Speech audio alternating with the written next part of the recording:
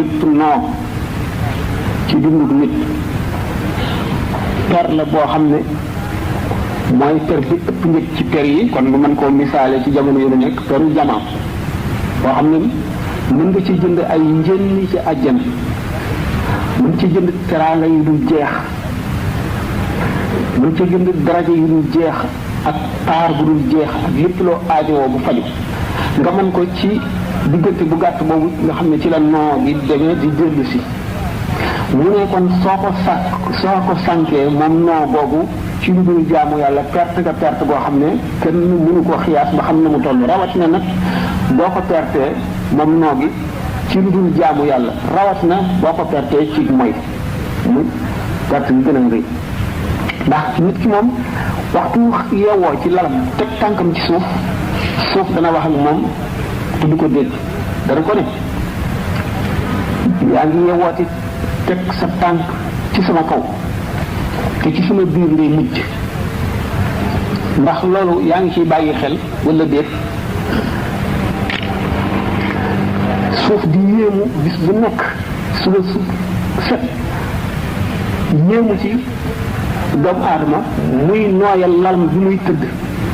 lalam bi nga xam ne bu ngoonee mu fas ci yéene tëdd nelaw mu di ko nooyal fàtte lal ba nga xam ne bu fa tëddee dootu fa jóge ci basaan taxaw muy bàmmeel mu ci kon di nooyal lalam di rafetal néegam te néeg bi du fi sax lu dul jamono bu gàtt néeg ba nga xam ne nag dafay yàgg bu fa demee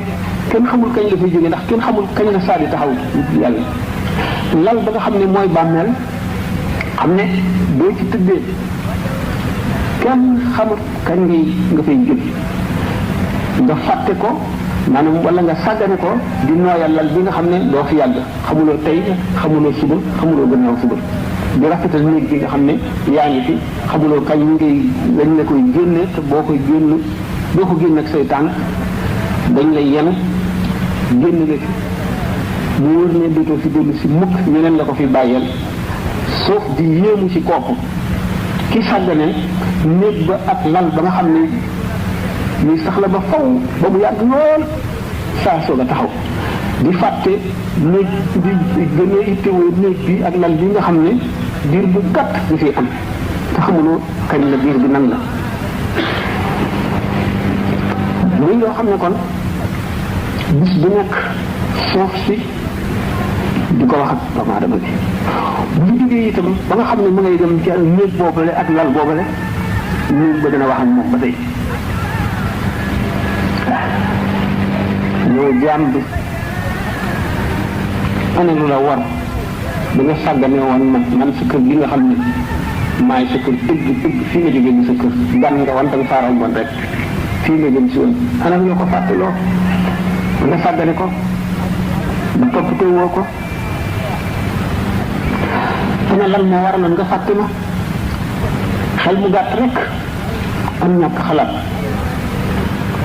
lu doomu aadama di tontu ma mel di kër gu bees bu béykee moom lu mat ci bàyyi xel ndax kan moom nga xam ne kan sew la te xóot mënul gan gi rek mun boppam waaye gan na mun bëgg kon tax jëkk jëmm ñu dugal ci kër googu dana la tànc ngay ku baax ngay ku bon dana la tànc goo xam ne kenn kook soowu daañu ko dégg lu dul doomu aadama rek ak jinne ñoo ko dul dégg dañu bàyyiwul kenn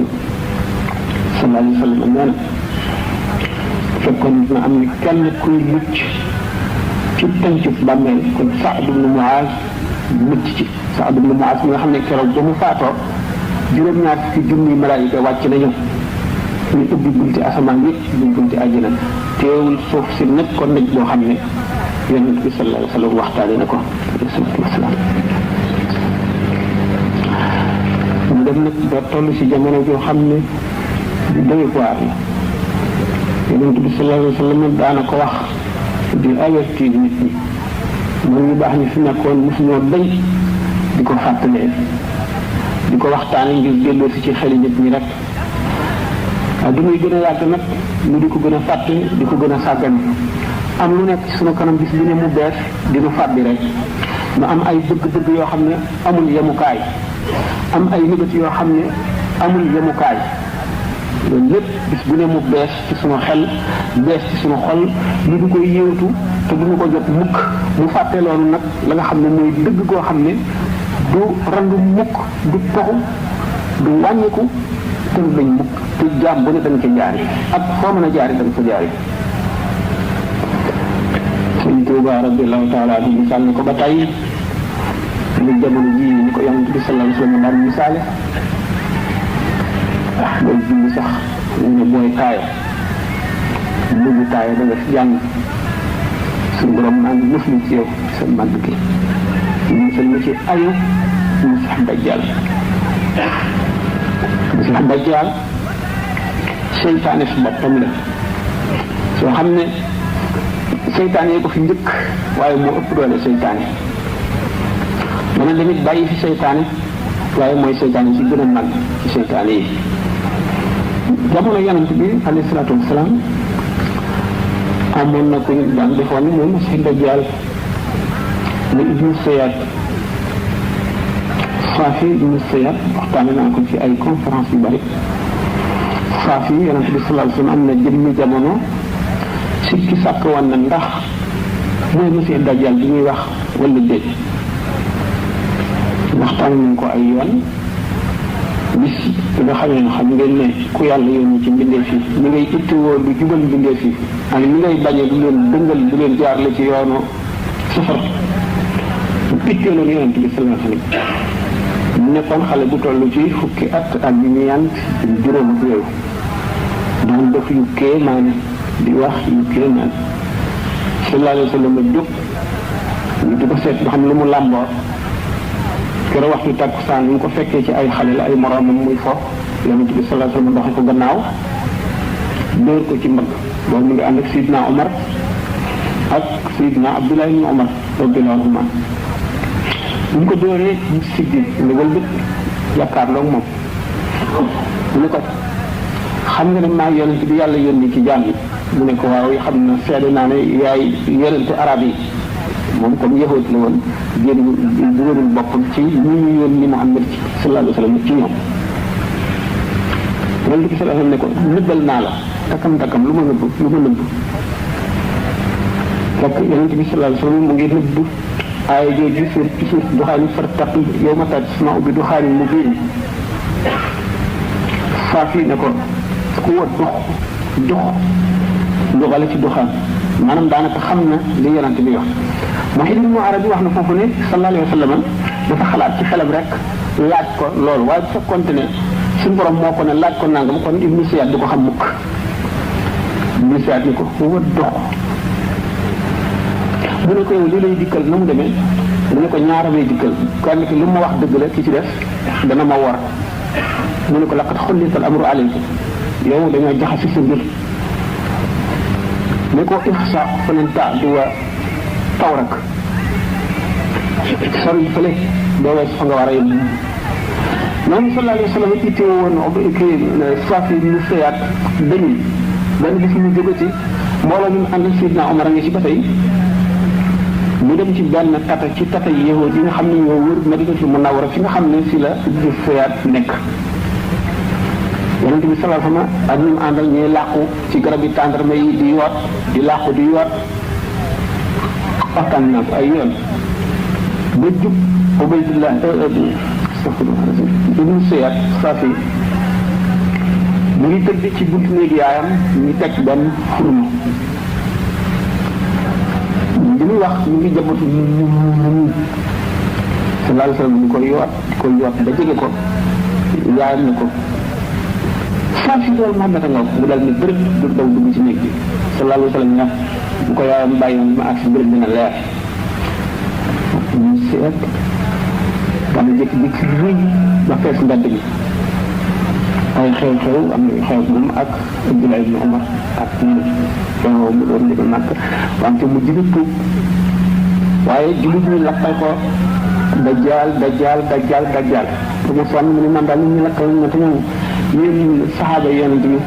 sallallahu alayhi wa sallam war ngeen a xam ne ku sama mbir réer ñoom yéen sama mbir waru leen réer ndax yonent bi sallallahu alayhi wa sallam neewoon na ibnu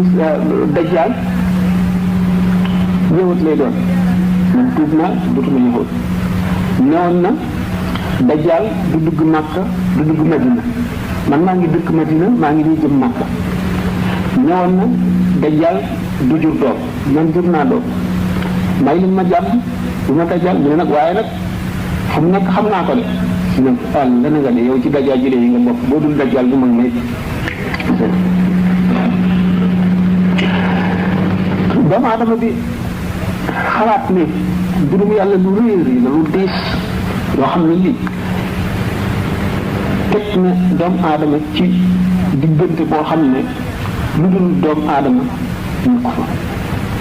إنا عرضنا الأمانة على السماوات والأرض والجبال فأبين أن يحملنها وأشفقن منها وحملها الإنسان إنه كان ظلوما جهولا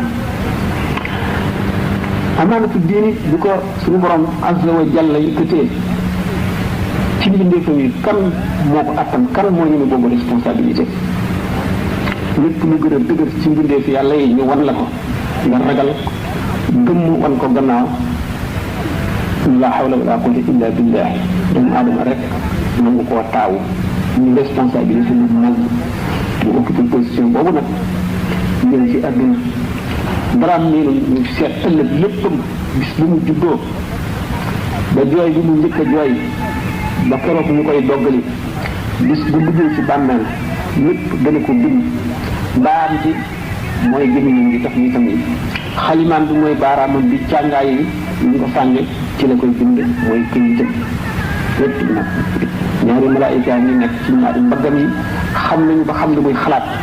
dara lu leen ci ump amul kii bind bu baax kii bind bu bon kii bind caaxaan kii bind wax ñu dul dara kii bind wax yoo xam ne dafa bari dox diggante nit keeg xalaat yàlla wala def lu koy jëriñ ci àddina wala ci àllaaxira lépp bind ko di ko seet ëllëg lu ci jumoon ci yàlla lig perte nit ki yéene suñu borom mi nga xam ne moom dong ko xam teewul ngir saxal aw lay ci kawam ëllëg mu boole kooku malaayika yooyu koy seet nit ki nga xam ne mën na nax sax doomu aadama yëpp waaye bu yàgg ba mu mën nax yàlla wala mu nax malaayika yooyu Sayyidina al-Hasan al-Basri ne topp na ci benn néew bu ñu tàdd di ko yóbbu ñu ñu àgg ci bàmmeel yi ba yenniku ko mu dégg benn jigéen ne ngeen waa bàmmeel yi gan gu foor bu rëy ñëw na ci yéen waaj leen Sayyidina al-Hasan al-Basri radiyallahu anhu dégg kàddu gu jóge ci biir bàmmeel bi nitu yàlla la woon koo xam ne suñu borom may na ko muy dégg lu ne ñu dul dégg di gis lu leen ñu dul gis mu dégg kàddu gu tànk ci kaw naan waa di kii gan gi ñëw dikkee na leen bàkkaar yoo xam ne yi moo ëpp montagne yi gën ko rëy gën koo diis ñu umpali ko bu mu déggee baat boobu mu gis néew bi nga xam ne ñu ngi koy yenn ko mu naan dag jër lox di lox moom ci boppam mu daanu xëm ñu Sayyidina al-Hasan al-Basri radiyallahu anhu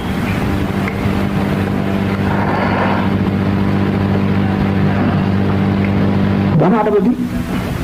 xalaat diggante boobu li fi xew te buñ ko seetee fi roo xam di rote lu muy tiis ak jaar-jaar yi mu fiy jaar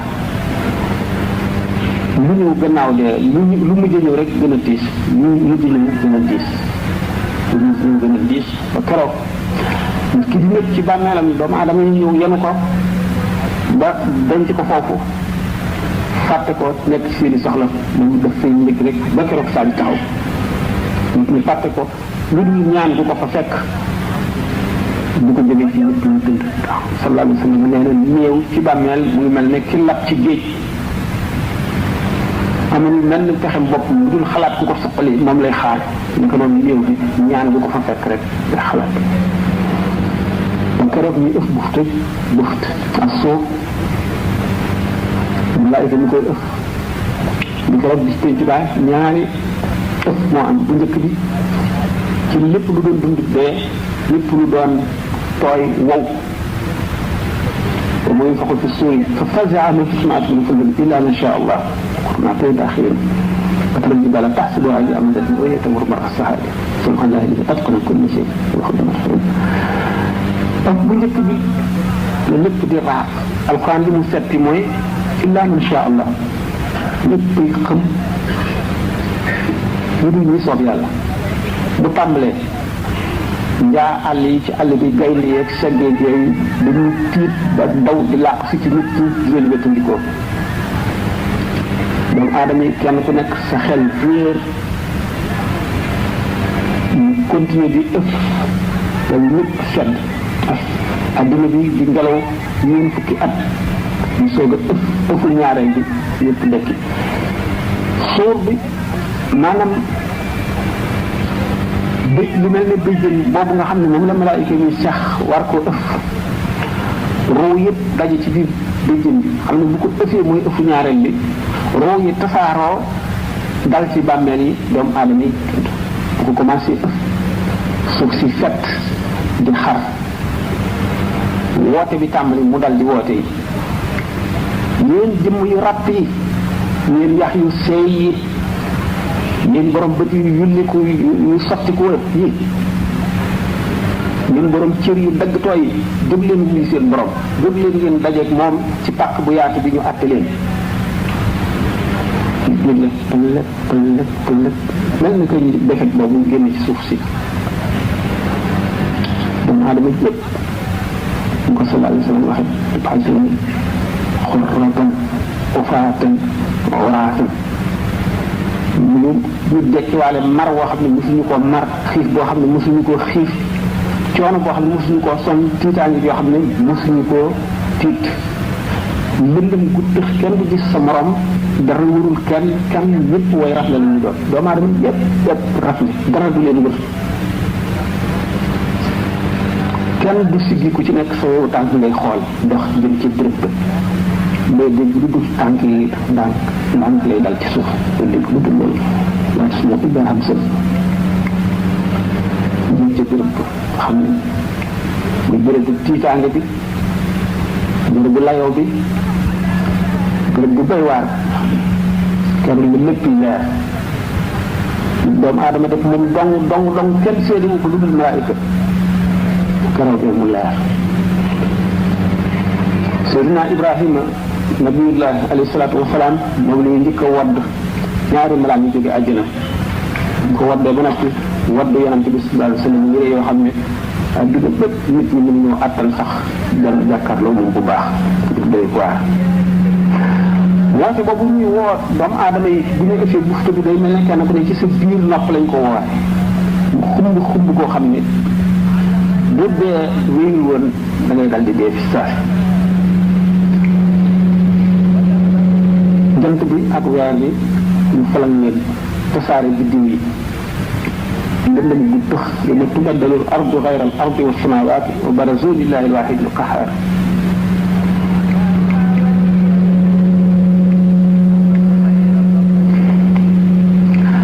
bu ñu dekkee ñu tàqalikoo la ñuy doon kenn bokkul sa morom melo kenn juróowul ak sa morom kon du xool sa morom ñii dañuy dekki nekk ay noppi jaboot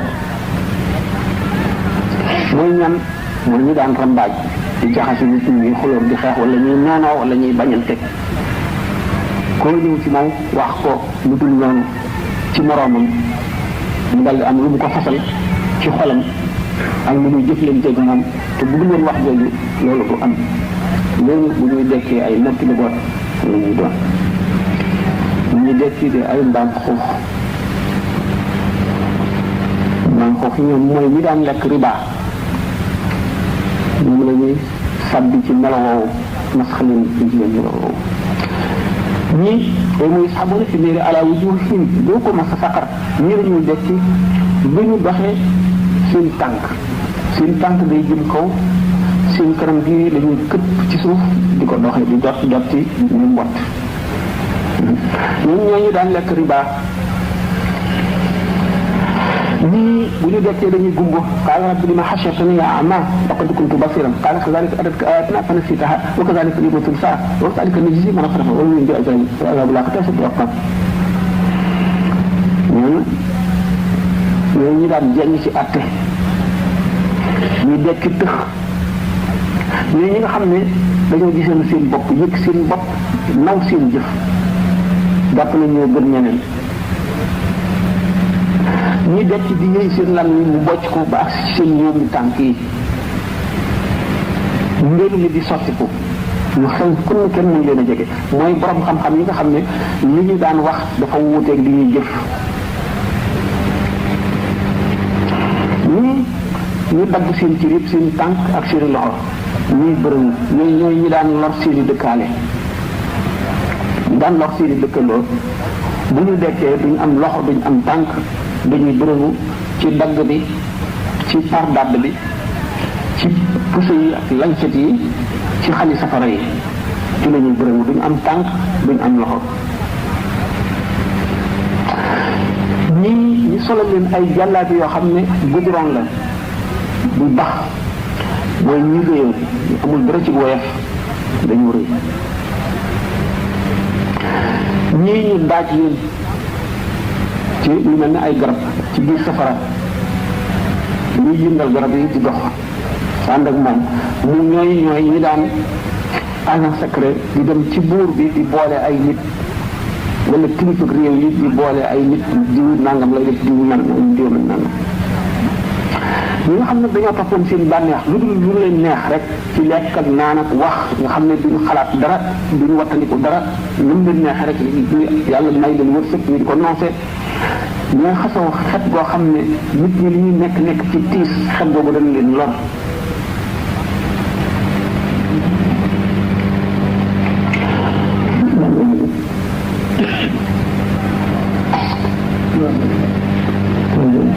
am na ay laaj kon nit ki am na gànnaay ñu continuer ci bopp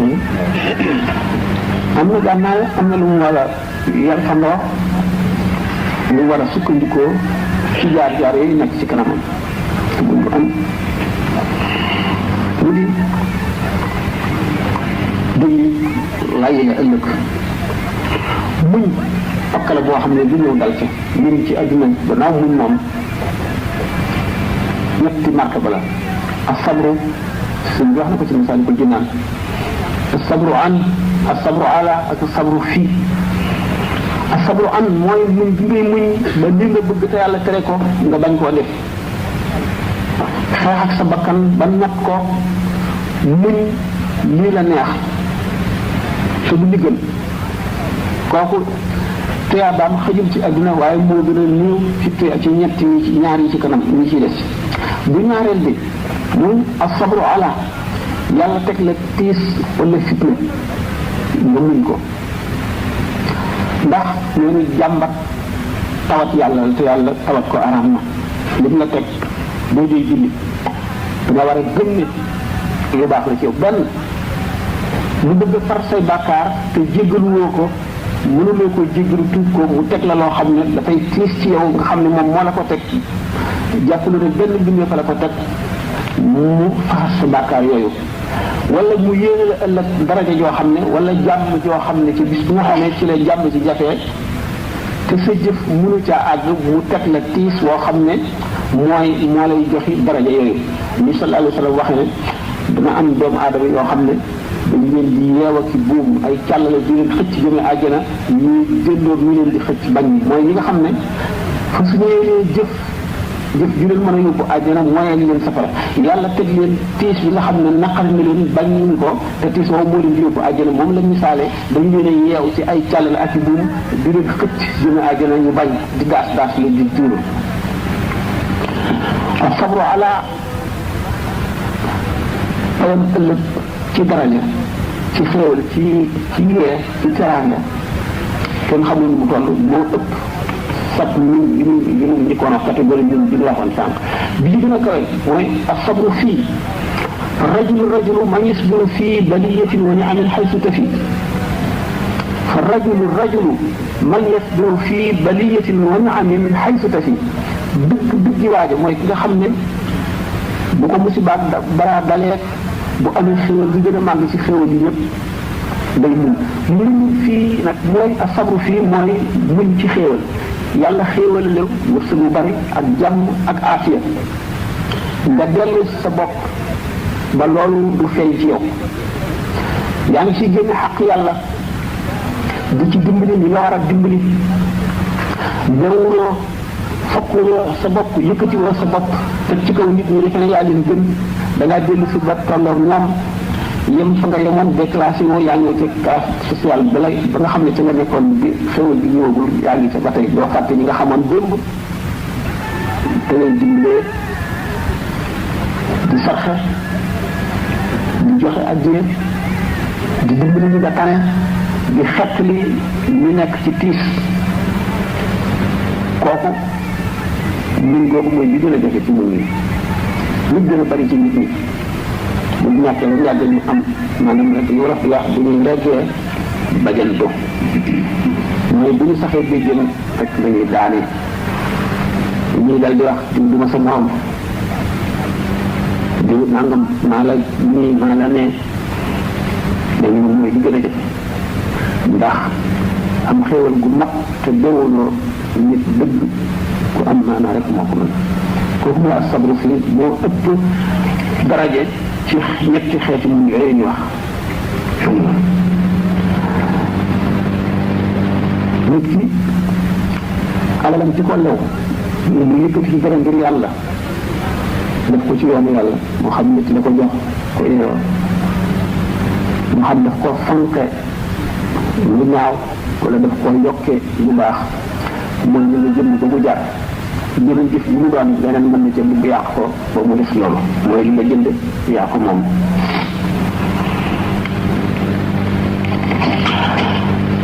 jullit bi kon waru la ñeetaane waru la ragal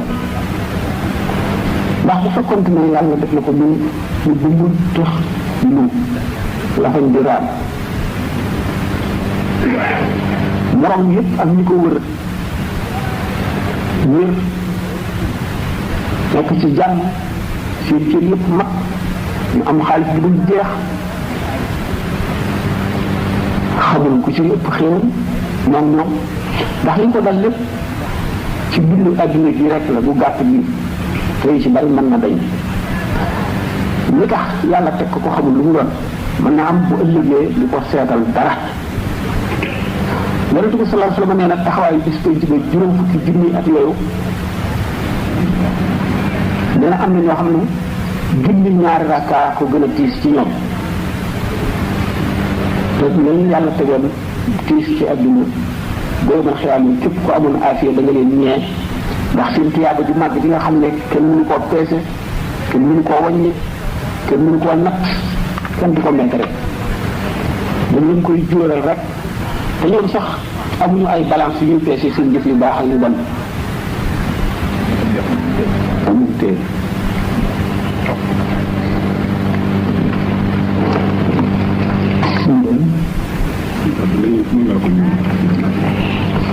mooy ahli balaa laysa lahum mizaanu wa laysa yunsharu lahum diiwaanu ñu suñu borom tegoon ay balaa ci adduna bu ëllëgee ñoom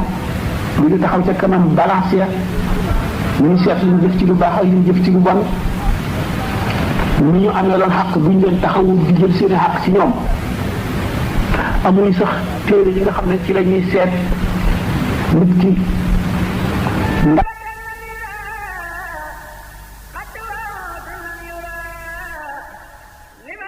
moom tiit dina tax nga lépp ñu setal ko lépp loo ci xam ne xalaatoon na ko ba mu waxal ko dara rek bu ëllëgee du ko gis ci sooy ko moom wax na ko li moom nag alladina yu'minuna bil ghaybi gëm mu ngi aju ci kumpa loo gisul làmbuloo ko daj ko xeeñu la xamuloo fu mu nekk loolu mooy al imaanu bil ghaybi dañ lay wax rek nga gëm ndax xel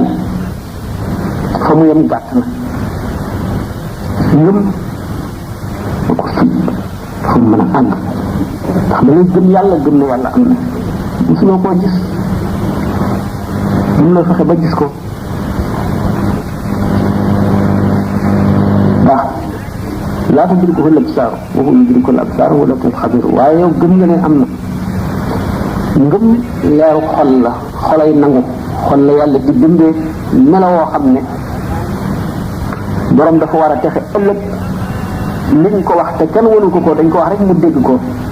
mu gëm ko nangu ko ba wóolu ko ba gën koo gëm li muy teg loxoom bu ci teg bëtam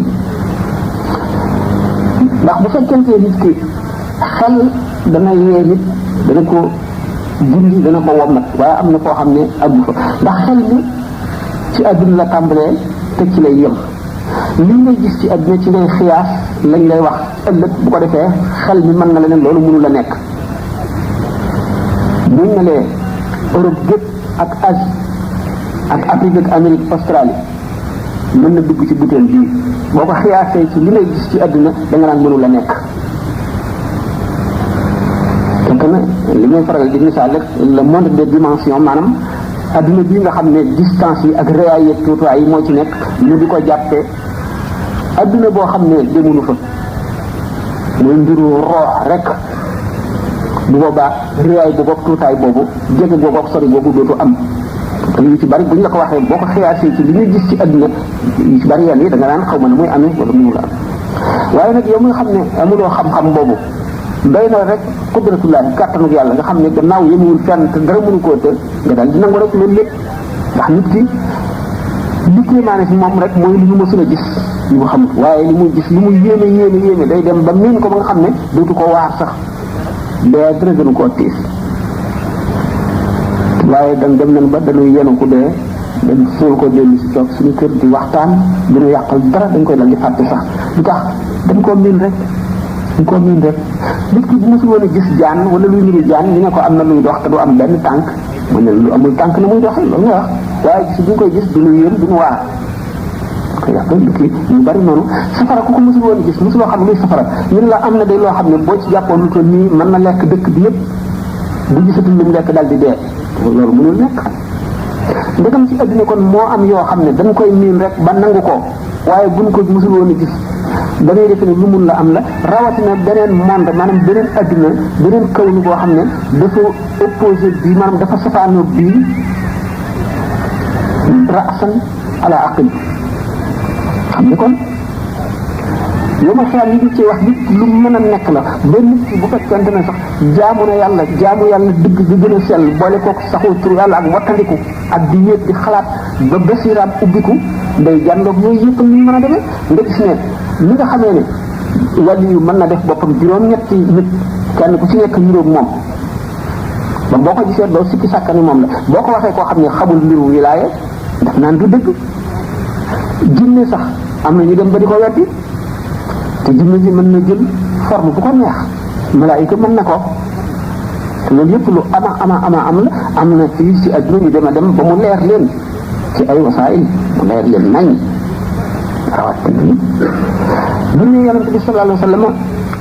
guddi gi reer nañ ba tëdd mu tëdd ñu leen ñuy tëdde bi ñu yeewoo mu nekk ni leen fu mu jaar ba dem baytul muqaddas xam ne dem bi weer la dikk bi weer mu dox ko ci guddi gi loolu du lu tuuti mu jóge fi bëtt juróom-ñaareelu asamaan ba dem ci xawratul qudus si génn si bu fekkee ne xiyaas ko ci adduna bi ci warwaay yi ñuy war ak distance boobu da ngay daal dina loolu na mu mën a nekkee te fekk na masalatul xijaab la ay kiiraay la ñuy muri du masalatul masaafat lu leer la lu nekk mën a am dina yàlla yi ne diiwaanu awliya yi ci sama biir dënd bii la nekk ci la ñuy daje yow mii nitu kese xamuloo tasawuf dëgg xamuloo mbir mu roo ndax lay jaaxal moo tax yi ñuy nekk li àllaaxira jëpp danga tëdd waaw su fekkee ne am na ay laaj ma gàttal ko si ndax xam ngeen rek li mbir yi demee béréb yu bari jaar nañ fa def ay waxtaan te fi mu ne noonu ñu bëgg ñi am fu ñu fanaan ñu dem bu soobee yàlla dañu seet rek mënuñu leen ci ñu dugal leen ci programme bi waaye dafa xat ñu jéggal ñu rek su fekkoon ne suñu kii la suñu sago la waxtaan bi dina tudd waaw laaj bi ci njëkk Assane Sall moo laaj Bilaal mi nga xam ne moo daan nekk yonent bi sallallahu alayhi wa sallam ñu ne dafa dégg ñu ne yonent bi sallallahu alayhi wa sallam dañu ko bëgg a may doomam waaye mu woon ak li nga ñëw moo tax mooy mbir mu laaj ko xam nga lu wér la wala déedéet wérul wérul yonent bi sallallahu alayhi wasallam nee na alquran njëkk ne ja'alnaakum shu'uuban wa qabaa'ila li ta'aarafu inna akramakum indallahi atqaakum yonent bi alayhi salaatu wasalaam xam nañ ne la fadla li arabiyyin ala ajamiyyin wala li ajamiyyin ala arabiyyin illa bi taqwa wax wala li aswada ala ahmar wala li ahmar ala aswad alaykum bi taati walaw kaana abdan habashiyan walaw kaana jooju sax dafa bàyyi xel ci bi nit ñi meen ñu suuxale nit ku ñuul ndax nit ku ñuul moom ko xam dara xam ne ñuul ak weex du lenn mu mel ne xar mu ñuul ak xar mu weex taasir géographie rek la influence rayon ultraviolet yi nga xam ne ñii dañ koy recevoir mu oblique ñii direct ñi koy recevoir mu direct naka ñun nga xam ne suñu peau day réagir muy pigmentation bu pigment yi bare mooy ñuulal yaram du lenn kooku du dara wax ma laat yonante yi fi seen xam-xam dalu ak li ñu dikk ngir dindi ci nit ñi rëy ak wane ne kii jëm ci lu dul ragal yàlla mu dikk ngir loolu bu saxalee loolu ne kii doon naa ko bëgg a may sama doom waaye dégg nga du ma ko may ndax dafa ñuul day mel ne kon li mu tabaxoon moom moo koy jéem a màbb déedéet du loolu Sidna Bilal musulu ñaan yonante bi sallallahu alayhi wasallam doomam Sidna Aboubacar ak Sidna Omar xanaa ñoo gën a fort ci jullit ñi te ñëw na ñaan Fatima yonent bi sallallahu alayhi wasallam defu ko mu may ko Ali te ñoom ñëpp ko weex lu ko waral xikma la boo xam ne moo nekk ci biir ndax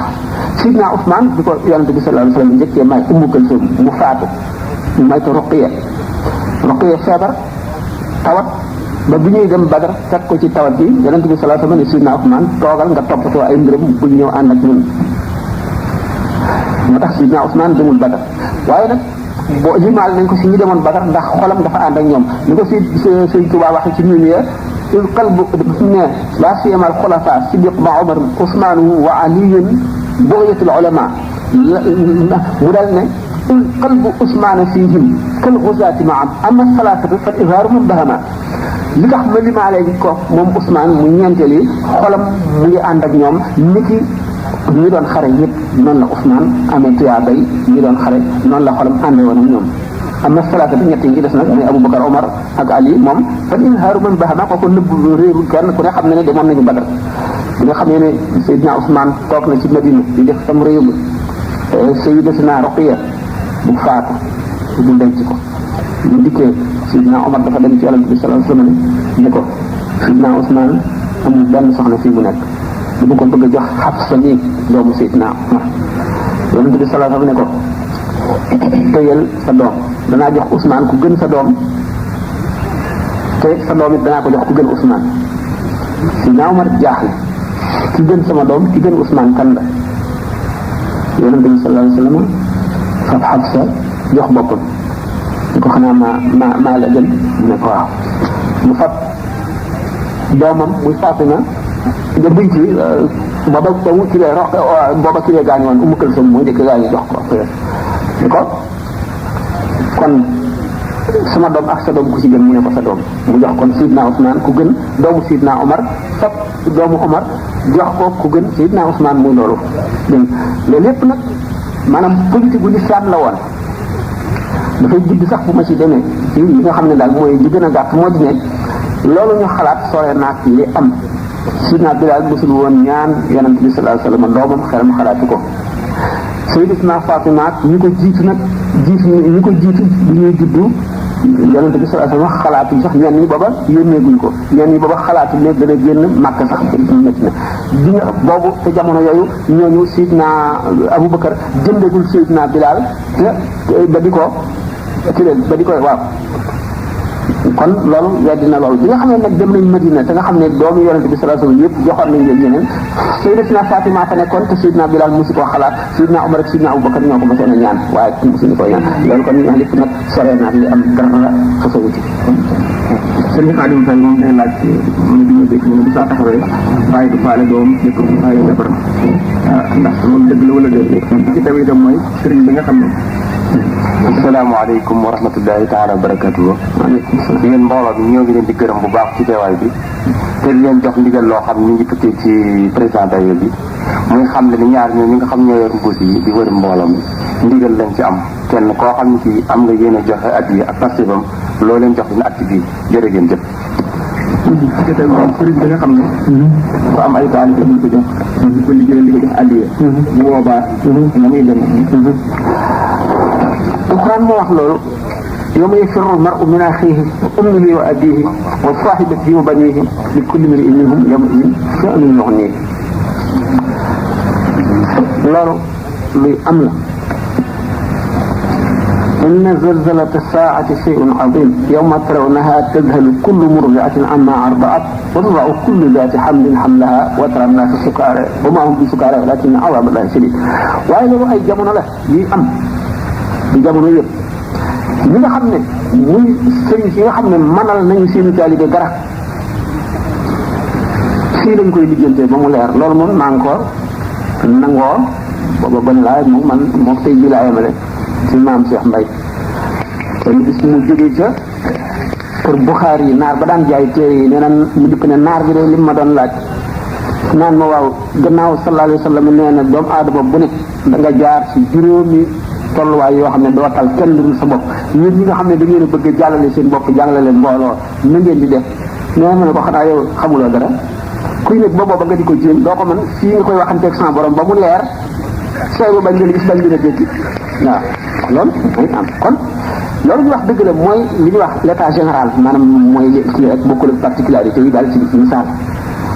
ay diggante la it yoo xam ne dañ koy weesil dégg ngeen sànq may wax ne Seydina Omar bi mu wax Kaab naan ko waar ma te mu ne ko boo dikkoon saa ak gis juróom ñaar fukki yonent da nga am saa yoo xam ne doo tal lu sa bopp waaye kon ay saa lay doon xam nga ni Seydina Omar radiyallahu ta'ala anhu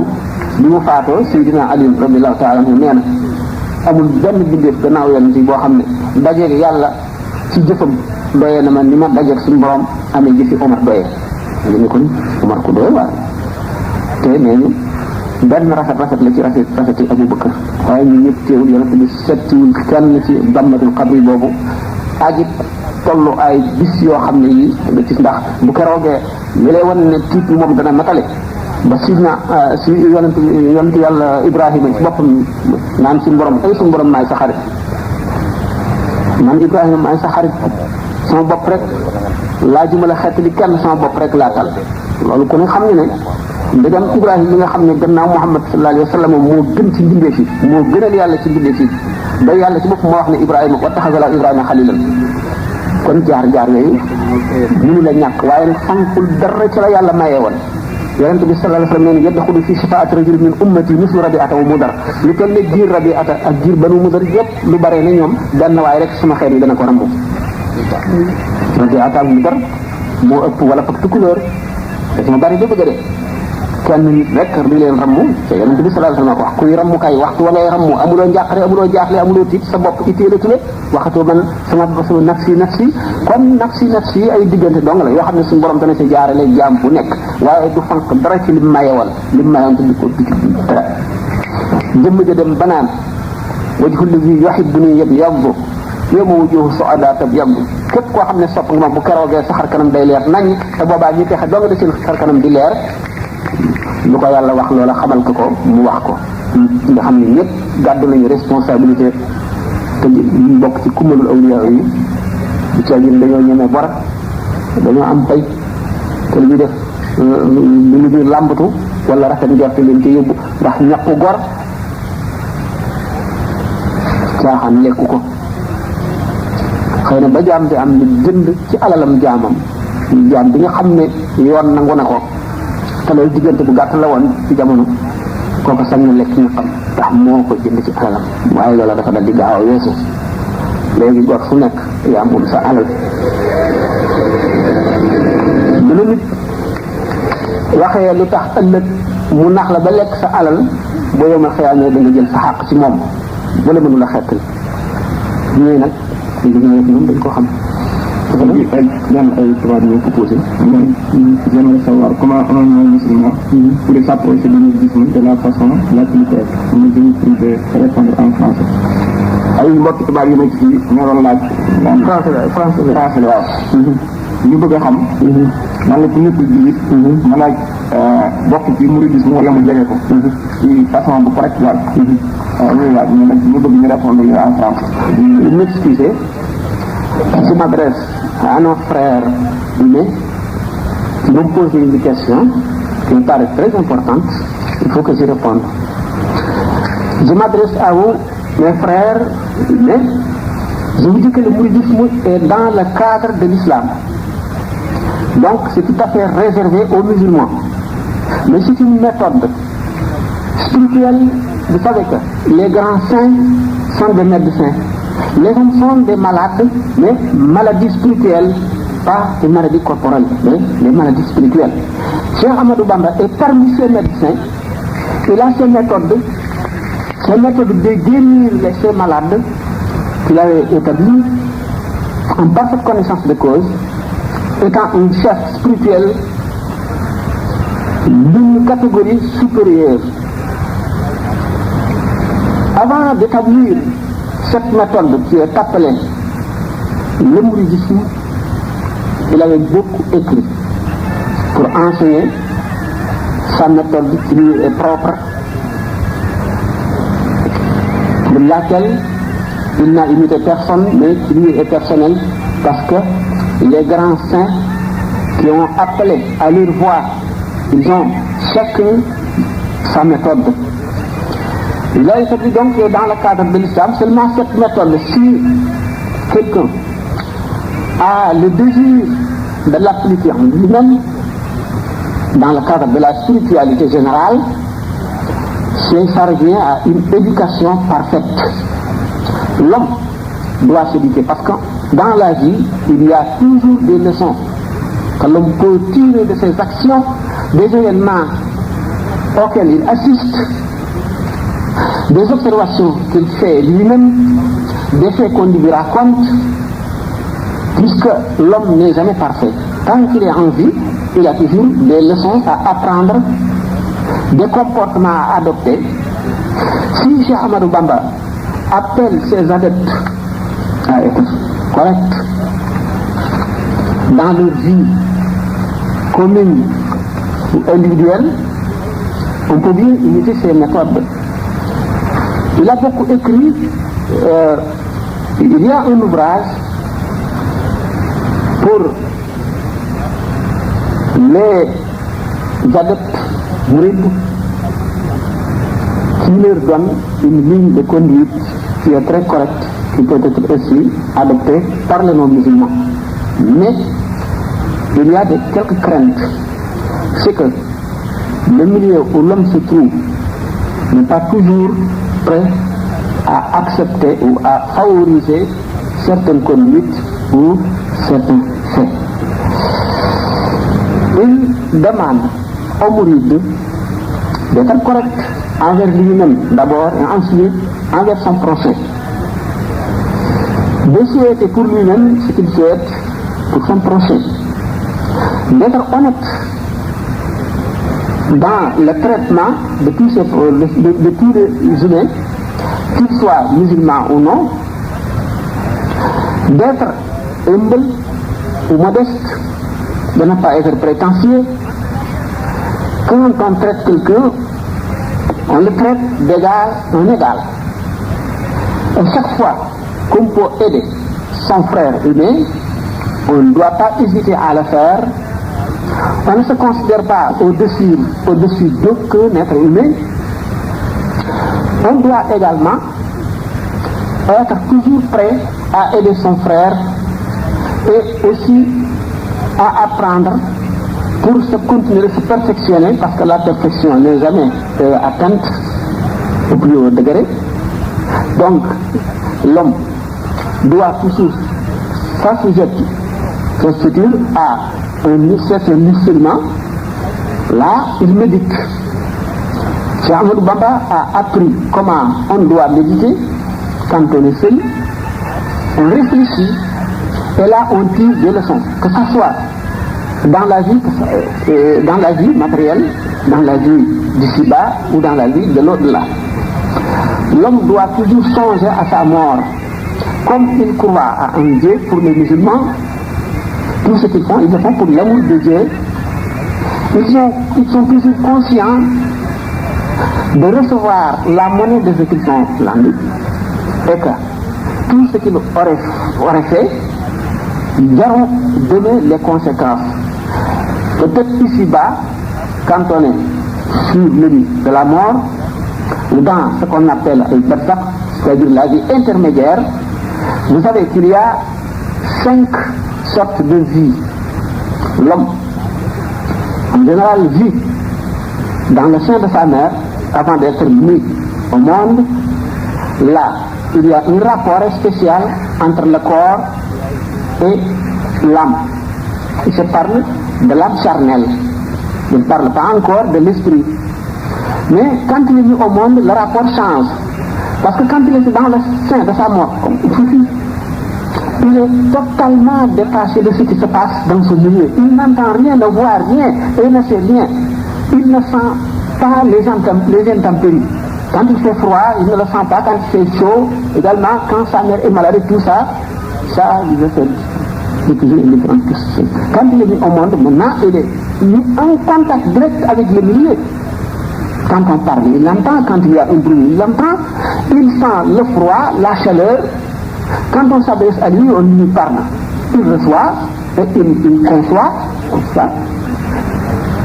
Mais le rapport encore change une nouvelle fois quand il dort. Il dort, il est toujours dans le milieu, mais il ne sent plus rien, comme s'il était absent. Quand il se réveille, ce rapport change. Mais quand il est mort aussi, mais il est dans sa tombe. Il y a un autre rapport entre le corps et l'âme. Là, l'âme se détache totalement du corps, sauf que le corps peut toujours devenir poussière, mais l'âme reste intacte. Et quand il sent quelque chose, il le sent dans sa tombe, comme s'il était vivant. Ce rapport aussi change une dernière fois le jour de la résurrection. Vous voyez, la méthode de Cheikh Ahmadou Bamba évite l'homme pour être prêt à s'adapter dans chacune de ces situations. Pour celui qui n'est pas musulman, quand il imite un mouride, il y a une éducation qui s'arrête ici-bas. Parce que les conceptions ne sont pas les mêmes. Pour le musulman, il y a au-delà des choses dont le prophète lui avait parlé, lui il a dit foi,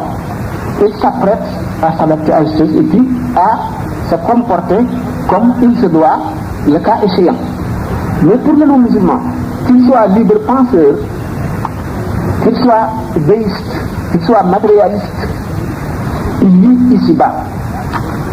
Il a des rapports avec ses prochains hommes. Là, il doit apprendre comment il se comporte avec eux. Ce qu'on appelle en arabe le suluk. Pour un mouride, quiconque est toujours capable de le tolérer parce que il ne s'acharne pas, il n'est pas âpre au gain. Parce qu'il est complètement détaché des choses matérielles d'ici-bas. Quand on est détaché des choses d'ici-bas, on ne souffre pas de la maladie, encore moins de la pauvreté. Quand on est maltraité, on ne souffre pas. Pourquoi? Parce qu'on vit autre chose au-delà de cette vie humaine. Donc on se réduit contre toutes les difficultés de ce bas monde. Si on n'est pas attaché à la fortune, on peut tolérer n'importe quelle chose. On peut rester tranquille dans n'importe quelle situation. On doit patienter toujours. Parce que nous considérons que quand quelqu'un se montre injuste envers nous, on nous fera justice demain devant Dieu. Si vous représentez ce que c'est cette justice devant Dieu, cette offense paraît insignifiante et même négligeable. Tu n'en tiens même pas compte. Et il y a un degré, une fois atteint, l'homme, dans l'amour de Dieu, est devenu anéanti, totalement anéanti. Donc, si comme rien ne l'a concerné ici-bas, alors là, si l'homme est détaché donc des choses d'ici-bas, il n'aura pas de rancune pour n'importe. Celui qui se montre injuste envers lui, il le tolère. mais il n'a même pas besoin d'être toléré, mais il est indifférent. Il est indifférent parce que il voit qu'il sera récompensé de cette offense demain. Et il pardonne même celui qui se montre injuste envers lui. Il le pardonne parce que s'il le pardonne, moyennant une récompense immense demain. Donc pour le non-musulman, il peut adopter le mouridisme, mais pas dans le vrai sens du mot, mais dans certains côtés. C'est-à-dire être patient, juste, honnête, tolérant, humble, modeste, etc., etc. Il y a beaucoup de principes dans le mouridisme. Alors, vu ce manque de temps, on ne peut pas se lancer là-dedans, parce que ça nous amène un peu loin. Or, il y a nos frères qui nous écoutent, et ils ont des pas, parce qu'ils sont des moins limités aussi. Il faut que je continue de leur parler, ils ont des questions. Alors, ils nous posent, il faut que je réponde dans la mesure du possible. C'est pourquoi, alors ce qui m'empêche de continuer, alors en fait, mais peut-être, je peux le résumer, ça pourra vous être utile. Quand l'homme ne s'attache pas, à la vie matérielle, il connaît tout. Il est devenu fort. On ne peut pas le menacer. Mais il n'a pas de désir coupable au point d'être exploité ou corrompu. Vous voyez donc, c'est de l'énergie, ça donne à l'homme l'énergie qu'il faut pour résister à toutes les tentations et à vivre honnêtement jusqu'à la fin de sa vie. Donc, le mouridisme a cette utilité, porte ce fruit pour les musulmans dans le cadre de l'islam et pour les non-musulmans aussi. Il y a bien des caractères, il y a bien des qualités qu'on peut imiter